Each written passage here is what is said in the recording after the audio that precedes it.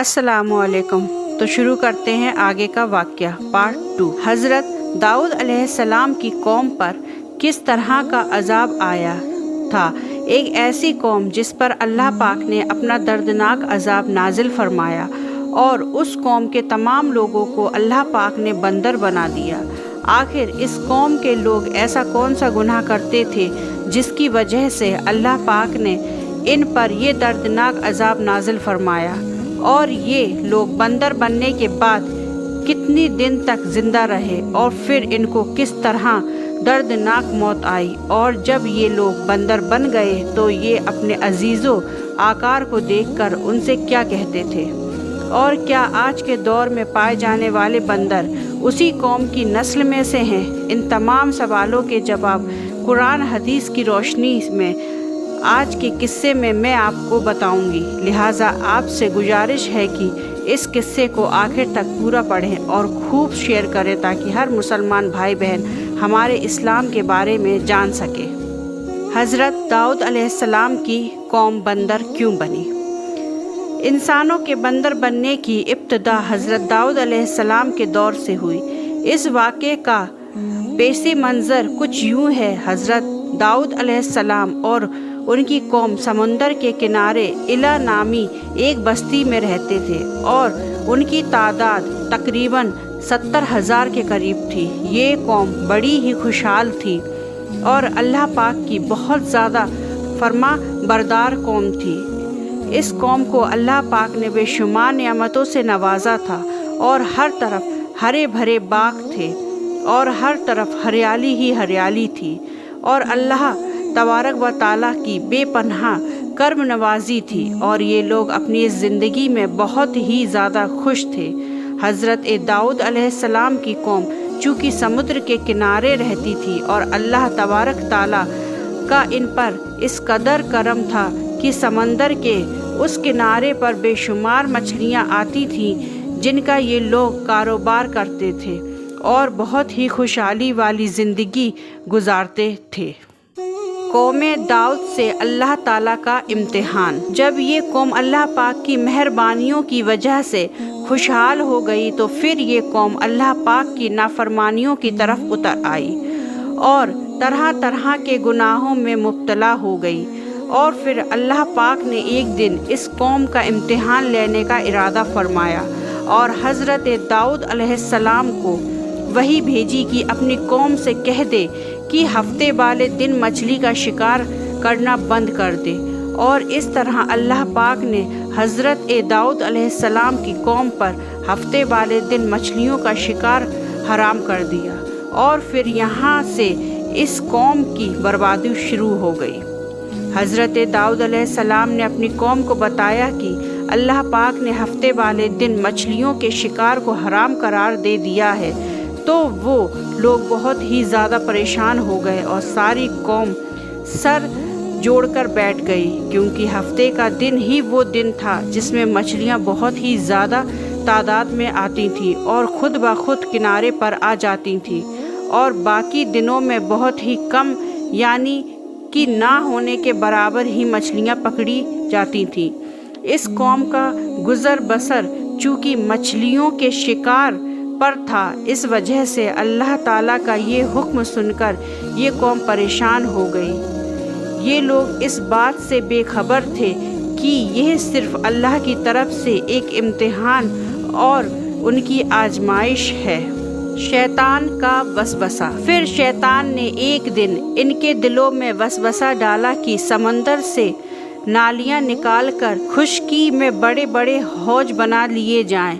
جب ہفتے والے دن مچھلیاں آئیں گی تو وہ ان نالیوں میں سے ہوتے ہوئے بڑے بڑے حوضوں میں آ جائیں گی، اور اس طرح پھر ان نالیوں کا منہ بند کر دیا جائے، اور پھر اگلے دن یعنی اتوار والے دن ان کو پکڑ لیا جائے۔ شیطان نے اس قوم کے لوگوں کو ورگلایا کہ اس طرح ہم ہفتے والا دن شکار سے بھی بچ جائیں گے اور مچھلیاں بھی ہمارے ہاتھ آ جائیں گی۔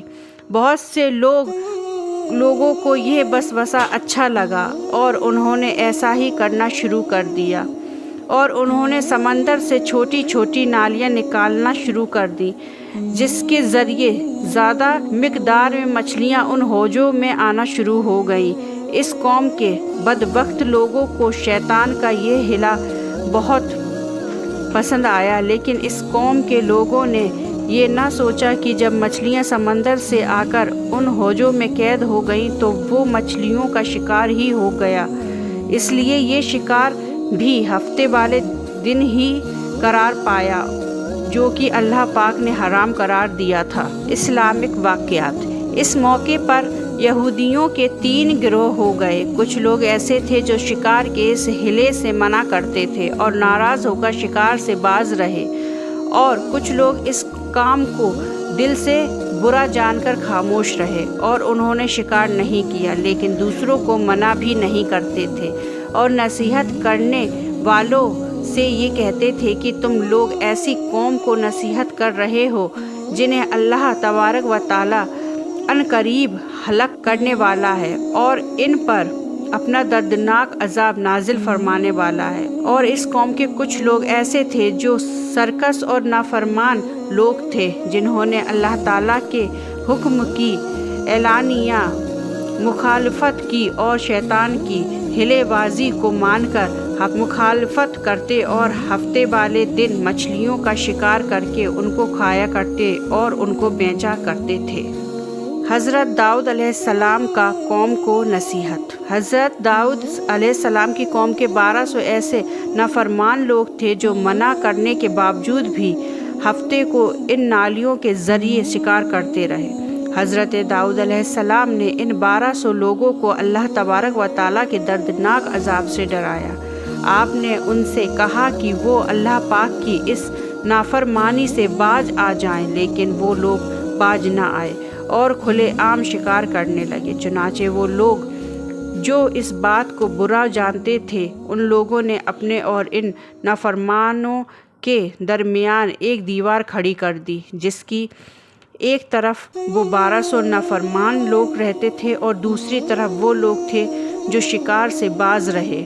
حضرت داؤد علیہ السلام نے اپنی اس قوم کے نافرمانوں کو بار بار سمجھایا، لیکن یہ لوگ اپنی نافرمانی سے باز نہ آئے اور اسی طرح اللہ تبارک و تعالیٰ کے حکم کی نافرمانی کرتے رہے اور اسی طرح شکار کرتے رہے۔ حضرت داؤد علیہ السلام کی قوم پر عذاب۔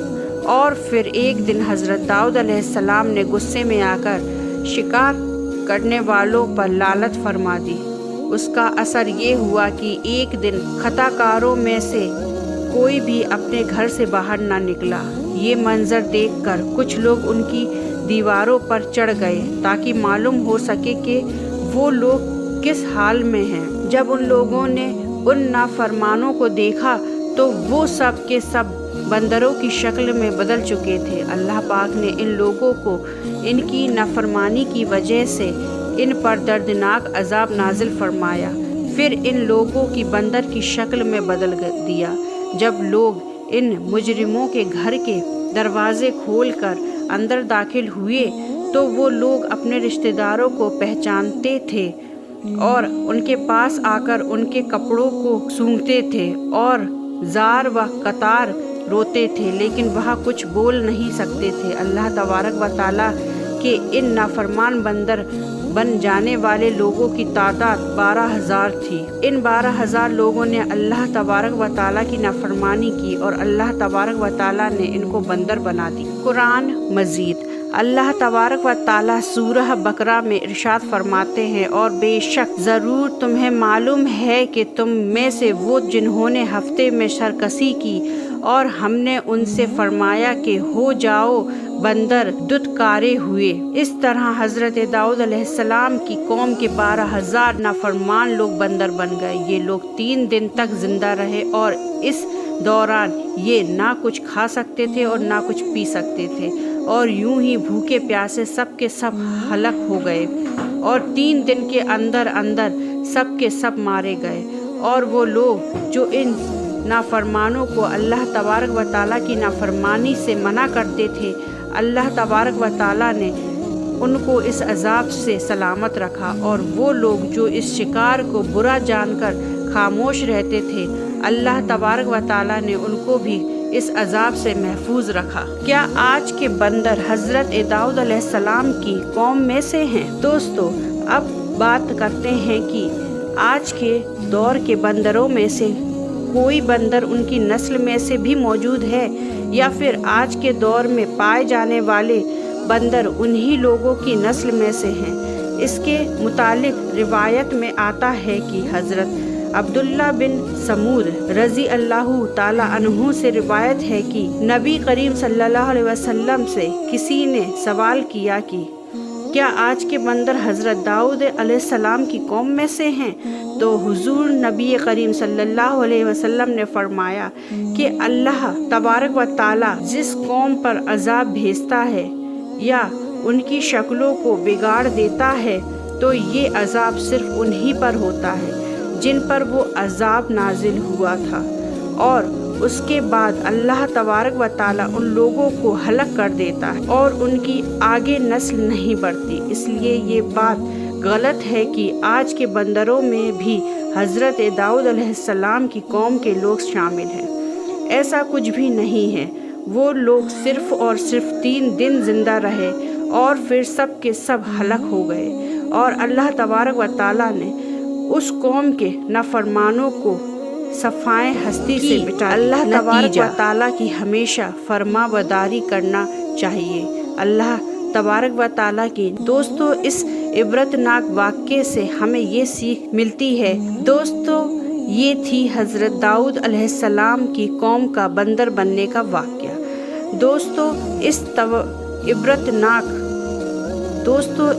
इबरतनाक वाक़े से हमें ये सीख मिलती है कि अल्लाह तबारक। तो ये था हज़रत दाऊद अलैहिस्सलाम का वाक़या पेश करने में मुझसे कोई गलती हुई हो तो या अल्लाह मुझे माफ़ करिएगा, और आगे की प्रॉफिट सीरीज़ को कंटिन्यू रखने के लिए प्लीज़ मेरे चैनल को लाइक, शेयर एंड सब्सक्राइब ज़रूर कर दीजिएगा। तब तक के लिए खुश रहें, आबाद रहें, अपना ख्याल रखें, अपने माँ बाप का ख्याल रखें, सबको अपनी दुआओं में याद रखें, मुझे भी अपनी दुआओं में याद रखें। अल्लाह हाफ़िज़, जज़ाकल्लाह खैर।